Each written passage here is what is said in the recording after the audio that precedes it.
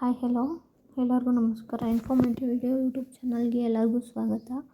ಇವತ್ತಿಂದ ನಾನು SLC ಮತ್ತು ದ್ವಿತೀಯ PUC ವಿದ್ಯಾರ್ಥಿಗಳಿಗೆ ಬೇಕಾಗುವಂತಹ ಇಂಪಾರ್ಟೆಂಟ್ ಕ್ವಶನ್ಸ್ ಮತ್ತು ಹಿಂದಿನ ವರ್ಷದ ಪ್ರಶ್ನೆ ಪತ್ರಿಕೆಗಳನ್ನು ಅಪ್ಲೋಡ್ ಮಾಡೋಣ ಅಂತ ಇವತ್ತಿಂದ ಸ್ಟಾರ್ಟ್ ಮಾಡಿದ್ದೀನಿ. ಸೊ ಎಲ್ಲ ಇಷ್ಟ ಆದರೆ ಲೈಕ್ ಮಾಡಿ, ಶೇರ್ ಮಾಡಿ, ಹಾಗೆ ಸಬ್ಸ್ಕ್ರೈಬ್ ಆಗಿ. ನಿಮಗೆ ಬೇಕಾಗಿರುವಂಥ ಪ್ರತಿಯೊಂದು ಇನ್ಫಾರ್ಮೇಷನ್ ಕೂಡ ನಾನು ಎಲ್ಲರಿಗೂ ಶೇರ್ ಮಾಡ್ತಾ ಹೋಗ್ತೀನಿ. ಮೊದಲಿಗೆ ನಾನು SLCದು ಕನ್ನಡ ಲ್ಯಾಂಗ್ವೇಜನ್ನು ತಗೊಂಡಿದ್ದೀನಿ. ಇದು ಲಾಸ್ಟ್ ಇಯರ್ ಅಂದರೆ 2023 ಕ್ವಶನ್ ಪೇಪರು. ಆದಷ್ಟು ನಾನು ಉತ್ತರಗಳನ್ನ ನಿಮಗೆ ತಿಳಿಸೋಕ್ಕೆ ಪ್ರಯತ್ನ ಮಾಡ್ತೀನಿ. ಇಲ್ಲಿ ಕೊಟ್ಟಿದ್ದಾರೆ ನೋಡಿ, ಪರೀಕ್ಷಾರ್ಥಿಗಾಗಿ ಸಾಮಾನ್ಯ ಸೂಚನೆಗಳು ಅಂತ ಹೇಳಿ. ಇದರಲ್ಲಿ ಒಟ್ಟಾಗಿ ನಿಮಗೆ 45 ಕ್ವಶನ್ಗಳು ಬರುತ್ತೆ. ಟೈಮಿಂಗ್ಸು 10:30ಯಿಂದ 1:45 ತನಕ ಟೈಮ್ ಇರುತ್ತೆ. ಆರಾಮಾಗಿ ಬರೀಬಹುದು ನೀವು. ಇದು 100 ಮಾರ್ಕ್ಸ್ ಇರುತ್ತೆ. ಸೊ ಅದರಿಂದ ಟೈಮ್ನ ಸ್ವಲ್ಪ ಜಾಸ್ತಿ ಕೊಡ್ತಾರೆ. ಈಗ ಮೊದಲನೇ ಪ್ರಶ್ನೆಗೆ ಓದೋಣ. ಒಂದನೇದು, ಕೆಳಗಿನ ಪ್ರಶ್ನೆಗಳಿಗೆ ಅಥವಾ ಅಪೂರ್ಣ ಹೇಳಿಕೆಗಳಿಗೆ 4 ಆಯ್ಕೆಗಳನ್ನು ನೀಡಲಾಗಿದೆ. ಅವುಗಳಲ್ಲಿ ಸೂಕ್ತವಾದ ಉತ್ತರವನ್ನು ಆರಿಸಿ ಕ್ರಮಾಕ್ಷರದೊಂದಿಗೆ ಬರೆಯಿರಿ.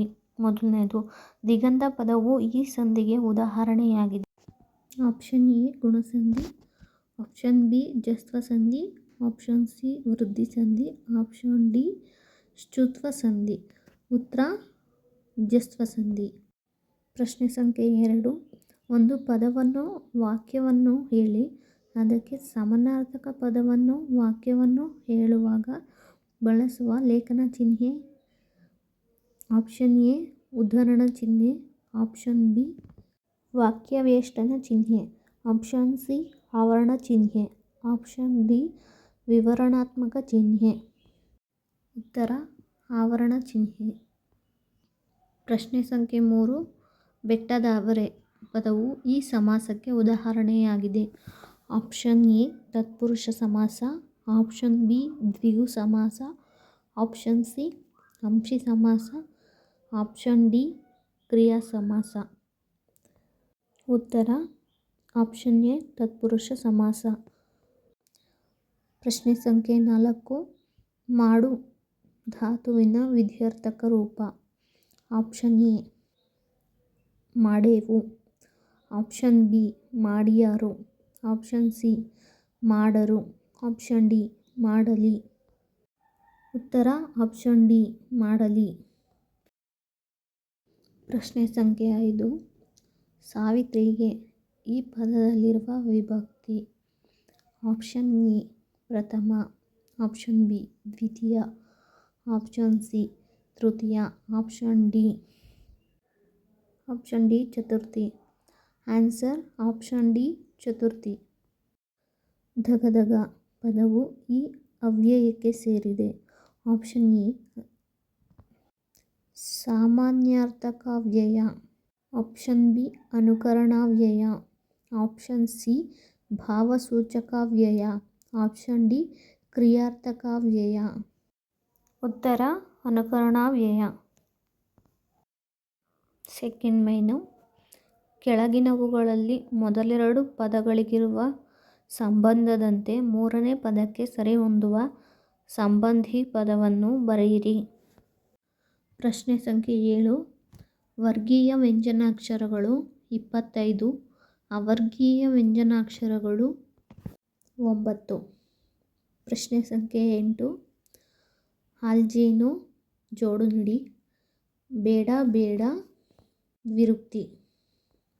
ಪ್ರಶ್ನೆ ಸಂಖ್ಯೆ 9, ಪರ್ವತ ರೂಢನಾಮ, ಧರ್ಮರಾಯ ಅಂಕಿತನಾಮ. ಪ್ರಶ್ನೆ ಸಂಖ್ಯೆ 10, ಮ್ಯಾಗ ಮೇಲೆ, ಸಕ್ಕರೆ. ಇವಾಗ ಮೂರನೇ ಮೇನು, ಕೆಳಗಿನ ಪ್ರತಿಯೊಂದು ಪ್ರಶ್ನೆಗಳಿಗೆ ಒಂದೊಂದು ವಾಕ್ಯದಲ್ಲಿ ಉತ್ತರ ಬರೆಯಿರಿ. ಪ್ರಶ್ನೆ ಸಂಖ್ಯೆ 11, ಮತಂಗಾಶ್ರಮದಲ್ಲಿ ವಾಸವಿದ್ದ ತಪಸ್ವಿನಿ ಯಾರು? ಉತ್ತರ ಮತಂಗಾಶ್ರಮದಲ್ಲಿ ವಾಸವಿದ್ದ ತಪಸ್ವಿನಿ ಶಬರಿ. ಪ್ರಶ್ನೆ ಸಂಖ್ಯೆ 12, ಹಿತವಚನವು ಮನಸ್ಸಿನ ಕೊಳೆಯನ್ನು ಹೇಗೆ ತೊಳೆಯುತ್ತದೆ? ಉತ್ತರ: ಹಿತವಚನವು ಮುಸ್ಸಂಜೆಯ ಚಂದ್ರ ಕತ್ತಲನ್ನು ಕಳೆಯುವಂತೆ ಮನಸ್ಸಿನ ಕೊಳೆಯನ್ನೆಲ್ಲ ತೊಳೆಯುತ್ತದೆ. ಪ್ರಶ್ನೆ ಸಂಖ್ಯೆ 13. ಧರ್ಮದ ಆಚರಣೆಗಿರುವ ಪ್ರಧಾನ ಮಾರ್ಗ ಯಾವುದು? ಉತ್ತರ: ಧರ್ಮದ ಆಚರಣೆಗಿರುವ ಪ್ರಧಾನ ಮಾರ್ಗ ಯಜ್ಞ. ಪ್ರಶ್ನೆ ಸಂಖ್ಯೆ 14. ಧರ್ಮಬುದ್ಧಿಯು ತನ್ನ ಬೆಳಗಿನ ಹೊತ್ತನ್ನು ಹೇಗೆ ಕಳೆದನು? ಉತ್ತರ: ಧರ್ಮಬುದ್ಧಿಯು ದೇವರು, ಗುರುಗಳು, ವೇದಾಧ್ಯಯನ ನಿರತರಾದವರನ್ನು ಪೂಜೆ ಮಾಡುತ್ತಾ ಬೆಳಗಿನ ಹೊತ್ತನ್ನು ಕಳೆದನು. ಪ್ರಶ್ನೆ ಸಂಖ್ಯೆ 15. ಹಕ್ಕಿಯ ಕಣ್ಣುಗಳು ಯಾವುದು? ಉತ್ತರ: ಹಕ್ಕಿಯ ಕಣ್ಣುಗಳು ಸೂರ್ಯ ಮತ್ತು ಚಂದ್ರ. ಪ್ರಶ್ನೆ ಸಂಖ್ಯೆ 16. ಯಜ್ಞಾಶ್ವವನ್ನು ಕಟ್ಟಿದವರು ಯಾರು? ಉತ್ತರ: ಯಜ್ಞಾಶ್ವವನ್ನು ಕಟ್ಟಿದವರು ಲವ ಮತ್ತು ಕುಶ. ಪ್ರಶ್ನೆ ಸಂಖ್ಯೆ 17. ಗೋವಿಂದ ಪೈಗಳು ಬರೆದ ಮೊದಲ ಯಕ್ಷಗಾನ ಪ್ರಸಂಗದ ಹೆಸರೇನು? ಗೋವಿಂದ ಪೈಗಳು ಬರೆದ ಮೊದಲ ಯಕ್ಷಗಾನದ ಪ್ರಸಂಗದ ಹೆಸರು ಮಕರಾಕ್ಷದ ಕಾಳಗ. ಕೆಳಗಿನ ಪ್ರಶ್ನೆಗಳಿಗೆ 3 ಅಥವಾ 4 ವಾಕ್ಯಗಳಲ್ಲಿ ಉತ್ತರ ಬರೆಯಿರಿ. ಈ ಕ್ವಶನ್ಗಳಿಗೆ ಆನ್ಸರ್ನ ಫುಲ್ ಹೇಳೋಕ್ಕಾಗಲ್ಲ, ಯಾಕೆಂದರೆ ಲೆಂತಿ ಆನ್ಸರ್ಗಳಿರುತ್ತೆ. ಸೊ ಇದನ್ನು ಹಾಗೆ ಕ್ವಶನ್ಗಳನ್ನ ಹೇಳ್ತಾ ಹೋಗ್ತೀನಿ ಅಷ್ಟೇ. ಇನ್ನೊಂದು ವಿಡಿಯೋದಲ್ಲಿ ನಾನು ಎಕ್ಸ್ಟ್ರಾ ನನಗೆ ಟೈಮ್ ಆದರೆ ಆನ್ಸರ್ಗಳನ್ನ ಸಹ ನಾನು ಕೊಡ್ತಾ ಹೋಗ್ತೀನಿ. ಪ್ರಶ್ನೆ ಸಂಖ್ಯೆ 18. ಗುರುಪದೇಶದ ಗುಣಗಳನ್ನು ಪಟ್ಟಿ ಮಾಡಿ. ಪ್ರಶ್ನೆ ಸಂಖ್ಯೆ 19. ಧ್ವಜವನ್ನೇ ನಮ್ಮ ಗುರುವೆಂದು ಸ್ವೀಕರಿಸಿದ್ದೇವೆ ಎಂದು ಲೇಖಕರು ಹೇಳಲು ಕಾರಣವೇನು? ಪ್ರಶ್ನೆ ಸಂಖ್ಯೆ 20. ವ್ಯಕ್ತಿಗಳನ್ನು ಆದರ್ಶವಾಗಿ ಸ್ವೀಕರಿಸಲು ಇರುವ ತೊಡಕುಗಳಾವುವು? ಪ್ರಶ್ನೆ ಸಂಖ್ಯೆ 21. ಮನುಷ್ಯನು ತನ್ನ ಒಳಿತನ್ನು ಹೇಗೆ ಸಾಧಿಸಬಹುದು? ಪ್ರಶ್ನೆ ಸಂಖ್ಯೆ 22. ತಾನು ಹೋರಾಡುತ್ತಿರುವುದು ನೆಲಕ್ಕಲ್ಲ ಛಲಕ್ಕೆ ಎಂಬುದನ್ನು ದುರ್ಯೋಧನ ಹೇಗೆ ವಿವರಿಸಿದ? ಪ್ರಶ್ನೆ ಸಂಖ್ಯೆ 23. ಪಾರ್ಥ ಭೀಮರ ಬಗೆಗೆ ದುರ್ಯೋಧನನ ಅಭಿಪ್ರಾಯವೇನು? ಪ್ರಶ್ನೆ ಸಂಖ್ಯೆ 24. ಬಾಳಿನಲ್ಲಿ ತೃಪ್ತಿ ದೊರಕಬೇಕಾದರೆ ಏನು ಮಾಡಬೇಕೆಂದು ವಿವೇಕಾನಂದರ ಅಭಿಪ್ರಾಯವಾಗಿದೆ? ಪ್ರಶ್ನೆ ಸಂಖ್ಯೆ 25. ಭಗತ್ ಸಿಂಗ್ ತನ್ನ ಸಹಚರರೊಂದಿಗೆ ವೀರಯೋಧನಾಗಿ ಹೇಗೆ ಅಮರರಾದರು? ಪ್ರಶ್ನೆ ಸಂಖ್ಯೆ 26. ವಸಂತ ಮುಖ ತೋರಲಿಲ್ಲ ಕವನದಲ್ಲಿ ಪ್ರಕೃತಿಯ ಸಂಭ್ರಮ ಹೇಗೆ ವ್ಯಕ್ತವಾಗಿದೆ? ಪ್ರಶ್ನೆ ಸಂಖ್ಯೆ 27. ಮಲೆನಾಡಿನಲ್ಲಿ ದೀಪದ ಬತ್ತಿಯ ಸಮಸ್ಯೆಯನ್ನು ಹೇಗೆ ಪರಿಹರಿಸಿಕೊಳ್ಳಲಾಯಿತು? ಕವಿಗಳ ಪರಿಚಯ. ಪ್ರಶ್ನೆ ಸಂಖ್ಯೆ 28. ದೇವನೂರು ಮಹಾದೇವ. ಪ್ರಶ್ನೆ ಸಂಖ್ಯೆ 29. ಜಿ. ಎಸ್. ಶಿವರುದ್ರಪ್ಪ. ಕೆಳಗಿನ ಪದ್ಯ ಭಾಗಕ್ಕೆ ಪ್ರಸ್ತಾರ ಹಾಕಿ ಗಣ ವಿಭಾಗ ಮಾಡಿ ಛಂದಸ್ಸಿನ ಹೆಸರನ್ನು ಬರೆಯಿರಿ. ಕೆಳಗಿನ ವಾಕ್ಯದಲ್ಲಿರುವ ಅಲಂಕಾರವನ್ನು ಹೆಸರಿಸಿ ಲಕ್ಷಣ ಬರೆದು ಸಮನ್ವಯಗೊಳಿಸಿ. ಪ್ರಶ್ನೆ ಸಂಖ್ಯೆ 31. ಬಾನಿನಲ್ಲಿ ಗಾಳಿಪಟಗಳು ಹಕ್ಕಿಯಂತೆ ಹಾರಾಡುತ್ತಿವೆ. ಕೆಳಗಿನ ಗಾದೆಗಳಲ್ಲಿ ಯಾವುದಾದರೂ ಒಂದನ್ನು ಗಾದೆಯ ಮಹತ್ವದೊಂದಿಗೆ ವಿಸ್ತರಿಸಿ ಬರೆಯಿರಿ. ಚಾಯ್ಸ್ ಇರುತ್ತೆ, ಅದರಲ್ಲಿ ಯಾವುದಾದ್ರೂ ಒಂದು ಬರೀಬೋದು. ಕಟ್ಟುವುದು ಕಠಿಣ, ಕೆಡುವುದು ಸುಲಭ, ಅಥವಾ ಮಾಡಿದವನು ಮಹಾರಾಯ. ಇದಕ್ಕೆ ನಾನು ಇನ್ನೊಂದು ಸಲ ನಿಮಗೆ ವಿವರವಾಗಿ ಹೇಳ್ತೀನಿ ಇನ್ನೊಂದು ವಿಡಿಯೋದಲ್ಲಿ. ಈಗ ನೆಕ್ಸ್ಟು ಕೆಳಗಿನ ವಾಕ್ಯ ಅಥವಾ ಹೇಳಿಕೆಗಳಿಗೆ ಸಂದರ್ಭ ಮತ್ತು ಸ್ವಾರಸ್ಯಗಳನ್ನು ಬರೆಯಿರಿ. ಪ್ರಶ್ನೆ ಸಂಖ್ಯೆ 33.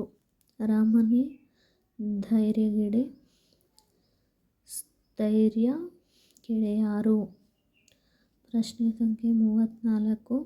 ನಿಮ್ಮ ದೇಶದ ಗೌರವವನ್ನು ಕಾಯಿರಿ. ಪ್ರಶ್ನೆ ಸಂಖ್ಯೆ 35. ಪೊನ್ನ ನೆಲ್ಲಮಂ ನೀನೆ ಕೊಂಡೆ. ಪ್ರಶ್ನೆ ಸಂಖ್ಯೆ 36. ಮಗಳ ಲೋಕದ ಅಂಗಳ ಕೇರಿ. ಪ್ರಶ್ನೆ ಸಂಖ್ಯೆ 37. ಬೆನ್ನಹತ್ತಿ ತಿರಿವಿ ಕಡಿದರೋ ಏನು ಉಳಿಯದಂಗ. ಪ್ರಶ್ನೆ ಸಂಖ್ಯೆ 38. ತನ್ನ ಮಾತೆಯಂ ಸರ್ವಜನಮುಂ ಬಂಜೆಯನ್ನದಿರ್ದಪ್ಪುದೆ. ನೆಕ್ಸ್ಟು ಪದ್ಯಭಾಗವನ್ನು ಪೂರ್ಣಗೊಳಿಸಿ. ಪ್ರಶ್ನೆ ಸಂಖ್ಯೆ 39. ಹಸುರಾಗ ಹೊಸ ಹೂವಿನ ಅಂತ ಕೊಟ್ಟಿದ್ದಾರೆ. 2 ಪದ್ಯನ ಪೂರ್ಣಗೊಳಿಸಬೇಕು. ಕೆಳಗಿನ ಪದ್ಯಭಾಗವನ್ನು ಓದಿ ಅರ್ಥ ಮಾಡಿಕೊಂಡು ಅಡಕವಾಗಿರುವ ಮೌಲ್ಯವನ್ನಾಧರಿಸಿ ಸಾರಾಂಶ ಬರೆಯಿರಿ. ಪದ್ಯಭಾಗದ ಸಾರಾಂಶ ಬರೆಯಬೇಕು. ಪ್ರಶ್ನೆ ಸಂಖ್ಯೆ 40. ನೆಕ್ಸ್ಟು 8 ಅಥವಾ 10 ವಾಕ್ಯಗಳಲ್ಲಿ ಉತ್ತರ ಬರೆಯಿರಿ. ಪ್ರಶ್ನೆ ಸಂಖ್ಯೆ 41. ನಾಲ್ವಡಿ ಕೃಷ್ಣರಾಜ ಒಡೆಯರ ಕಾಲದಲ್ಲಿ ಕಾರ್ಯನಿರ್ವಹಿಸುತ್ತಿದ್ದ ಪ್ರಜಾಪ್ರತಿನಿಧಿ ಸಭೆ ಹಾಗೂ ನ್ಯಾಯವಿಧಾಯಕ ಸಭೆಯನ್ನು ಕುರಿತು ಬರೆಯಿರಿ. ಅಥವಾ ಶಿಕ್ಷಣ ಕ್ಷೇತ್ರಕ್ಕೆ ವಿಶ್ವೇಶ್ವರಯ್ಯ ಅವರು ಸಲ್ಲಿಸಿದ ಕೊಡುಗೆಯನ್ನು ತಿಳಿಸಿ. ಚಾಯ್ಸ್ ಇರುತ್ತೆ, 2ರಲ್ಲಿ 1. Next 42ನೇ question. ಪರಶುರಾಮನು ಸಹಾಯ ಅರಸಿ ಬಂದ ದ್ರೋಣರನ್ನು ಸತ್ಕರಿಸಿ ಬೀಳ್ಕೊಟ್ಟ ಬಗೆಯನ್ನು ವಿವರಿಸಿ. ಅಥವಾ ದ್ರೋಣನು ದೃಪದನ ವಿರುದ್ಧ ಶಪಥ ಮಾಡಲು ಕಾರಣವಾದ ಅಂಶಗಳನ್ನು ವಿವರಿಸಿ. ನೆಕ್ಸ್ಟು ಗದ್ಯಭಾಗವನ್ನು ಮನಸ್ಸಿನಲ್ಲಿ ಓದಿಕೊಂಡು ಕೊಟ್ಟಿರುವ ಪ್ರಶ್ನೆಗೆ ಉತ್ತರ ಬರೆಯಿರಿ. ಒಂದು ಸ್ವಲ್ಪ ಪ್ಯಾರಾಗ್ರಾಫ್ ಕೊಟ್ಟಿರ್ತಾರೆ, ಅದನ್ನು ಓದಿ ಅವ್ರು ಕೊಟ್ಟಿರೋ ಕ್ವಶನ್ಗಳಿಗೆ ನಾವು ಇಲ್ಲಿ ಓದಿ ಅದರಲ್ಲೇ ಆನ್ಸರ್ ಇರುತ್ತೆ. ನಾವು ಅದನ್ನು ಓದಿ ಅದು ಆ ಕ್ವಶನ್ಗೆ ತಕ್ಕಂಗೆ ನಾವು ಆನ್ಸರನ್ನು ಬರೀಬೇಕಾಗುತ್ತೆ. ನೆಕ್ಸ್ಟು ಕೆಳಗಿನ ಯಾವುದಾದರೂ ಒಂದಕ್ಕೆ ಕೊಟ್ಟಿರುವ ಮಾಹಿತಿಯನ್ನು ಆಧರಿಸಿ ಪತ್ರ ಬರೆಯಿರಿ. ಪ್ರಶ್ನೆ ಸಂಖ್ಯೆ 44. ನಿಮ್ಮನ್ನು ಹಾಸನದ ವಿಜಯನಗರದ ನಿವಾಸಿ ವಸಂತಕುಮಾರ್ ಎಂದು ಭಾವಿಸಿಕೊಂಡು ನಿಮ್ಮ ಪ್ರದೇಶದಲ್ಲಿ ಉಂಟಾದ ಪ್ರವಾಹ ಸ್ಥಿತಿಯನ್ನು ವಿವರಿಸಿ ಪರಿಹಾರ ಕಾರ್ಯ ಕೈಗೊಳ್ಳುವಂತೆ ಕೋರಿ ಜಿಲ್ಲಾಧಿಕಾರಿಗೊಂದು ಮನವಿ ಪತ್ರವನ್ನು ಬರೆಯಿರಿ. ಅಥವಾ ನಿಮ್ಮನ್ನು ಬೆಂಗಳೂರಿನ ಸರ್ಕಾರಿ ಶಾಲೆಯ ಪ್ರೌಢಶಾಲೆಯ ರಕ್ಷಿತಾ ಎಂದು ಭಾವಿಸಿಕೊಂಡು ಶಾಲೆಯಲ್ಲಿ ಆಚರಿಸಿದ 75ನೇ ಸ್ವಾತಂತ್ರ್ಯದ ಅಮೃತ ಮಹೋತ್ಸವ ಕಾರ್ಯಕ್ರಮವನ್ನು ಕುರಿತು ಮೈಸೂರಿನ ಸರ್ಕಾರಿ ಪ್ರೌಢಶಾಲೆಯಲ್ಲಿ ವ್ಯಾಸಂಗ ಮಾಡುತ್ತಾ ಹರ್ಷಿತಾ ಎಂಬ ಹೆಸರಿನ ಗೆಳತಿಗೆ ಪತ್ರವನ್ನು ಬರೆಯಿರಿ. ಈ ಪ್ರಶ್ನೆಗೆ ನಾನು ನೆಕ್ಸ್ಟ್ ವಿಡಿಯೋದಲ್ಲಿ ನಾನು ನಿಮಗೆ ಪತ್ರನ ಹೇಗೆ ಬರೀಬೇಕು ಹಾಗೆ ಹಿಂದಿನ ವರ್ಷಗಳಲ್ಲೆಲ್ಲ ಕೇಳಿರುವಂಥ ಪತ್ರ ಬಗ್ಗೆ ನಾನು ನಿಮಗೆ ಹೇಳ್ತೀನಿ. ಮೇಲೆ ನೆಕ್ಸ್ಟು ಕೆಳಗಿನ ಯಾವುದಾದರೂ ಒಂದು ವಿಷಯಕ್ಕೆ 15 ವಾಕ್ಯಗಳಿಗೆ ಕಡಿಮೆ ಇಲ್ಲದಂತೆ ಪ್ರಬಂಧ ಬರೆಯಿರಿ. ಪ್ರಶ್ನೆ ಸಂಖ್ಯೆ 45. ರಾಷ್ಟ್ರೀಯ ಭಾವೈಕ್ಯತೆ ಅಥವಾ ಸಾಮಾಜಿಕ ಜಾಲತಾಣಗಳ ಸದ್ಬಳಕೆ. ಇವೆರಡರಲ್ಲಿ ನಿಮಗೆ ಯಾವುದಾದ್ರೂ ಒಂದು ಪ್ರಬಂಧನ ಬರೀಬೇಕಾಗತ್ತೆ. ನಿಮಗೆ ಪ್ರಬಂಧಗಳನ್ನ ಬರೆಯೋಕ್ಕೆ ಗೊತ್ತಾಗಿಲ್ಲ ಅಂದರೆ ಪ್ರಬಂಧಗಳನ್ನೇ ಬುಕ್ ಸಿಗ್ತವೆ, ಎಷ್ಟೋ ಬುಕ್ಗಳು ಸಿಗ್ತವೆ, ನೀವು ಅವುಗಳನ್ನ ತೊಗೊಂಡು ನೋಡಿಕೊಂಡು ಬರೀಬಹುದು ಕಲಿತ್ಕೊಂಡು.